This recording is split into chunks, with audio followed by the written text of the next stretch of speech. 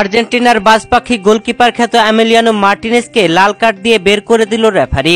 কি ঘটেছিল তখন? কেনই বা এই ফাউলের জন্য সরাসরি রেফারি লাল কার্ড দিয়ে বের করে দিলেন এমিলিয়ানো মার্টিনেজকে? প্রিমিয়ার লিগার ম্যাচে ম্যানচেস্টার ইউনাইটেডের বিপক্ষে খেলতে নামে অ্যাস্টন ভিলা। আর এই ম্যাচে টান উত্তেজনা ও চরম লড়াই, যেখানে প্রথমার্ধে কোনো দলই গোলের দেখা পায়নি। তবে প্রথম আর্ধের শেষ মুহূর্তে অতিরিক্ত যোগ করার সময়ে ঘটে বিপত্তি। ম্যানচেস্টার ইউনাইটেডের 9 নম্বর জার্সি পরা রাসমাস হজলুন্ড বল টেনে নিয়ে গোলবারের দিকে যাচ্ছিলেন।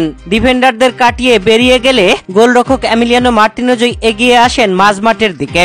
ডিবক্স পার হয়ে এসে হজলুন্ডকে আটকে দেন। এ যেন বুক বরাবর ধাক্কা দিয়ে বসলেন, আর রেফারির সাথে সাথেই ধরল ফাউল। রেফারি কোনো সুযোগই দিলেন না, সরাসরি এসে লাল কার্ড বের করে এমিলিয়ানো মার্টিনেজকে লাল কার্ড দেখিয়ে দিলেন। আর্জেন্টিনার বাজপাখি খ্যাত এমিলিয়ানো মার্টিনেজ এই প্রথম জীবনে লাল কার্ড খেলেন। মাঠে যেন চোখের পানি ধরে রাখতে পারলেন না এমিলিয়ানো মার্টিনেজ। কাঁদতে কাঁদতে মাঠ থেকে উঠে গেলেন।